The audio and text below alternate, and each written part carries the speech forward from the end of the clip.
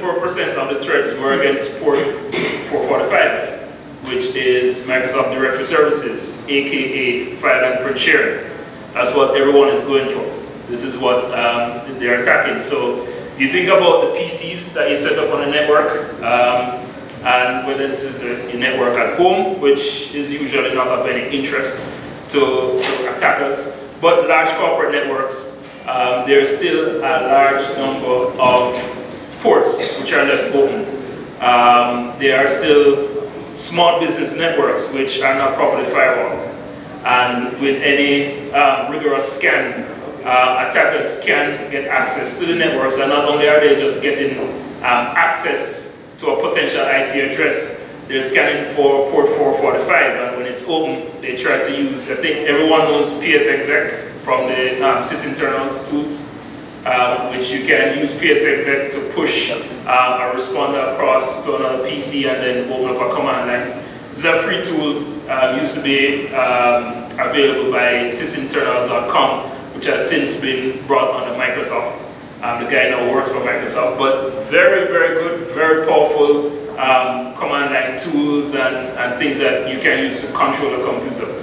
And they're free, and it's encouraged that sysadmins use them. But these same tools, which are freely available, can be used by attackers to get into somebody's network who did not make the necessary preparations and firewall themselves. So this is easy to do. You don't have to be a genius. It's easy to do as long as your target, as long as your mark is not aware of what they should be protecting themselves against.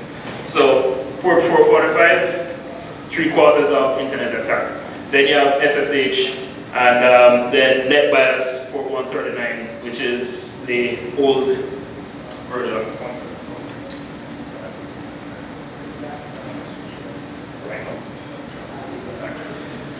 All right, so this is what is happening globally, and I said this is Q1 2010.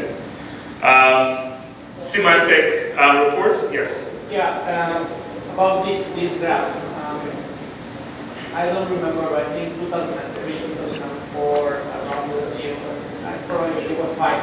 I don't remember it was said or the SANS stopped doing this because they said that it was meaningless because all the attacks were scanning, automatically scanning infected machines. And this is just what machines are trying to find, obviously more Microsoft ports. But it doesn't tell the real attacks that people are doing.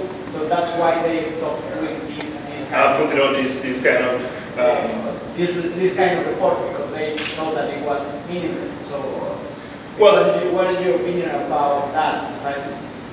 It's meaningless if well, there's a point there. The point that's being made in that is these graphs are really showing what attackers are doing, what they're trying to get into, and so on. So you're seeing a lot of attempts to hit port 445.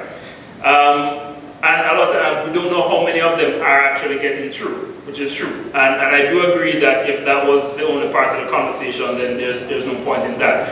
This still gives us, though, an idea of what we need to protect ourselves against.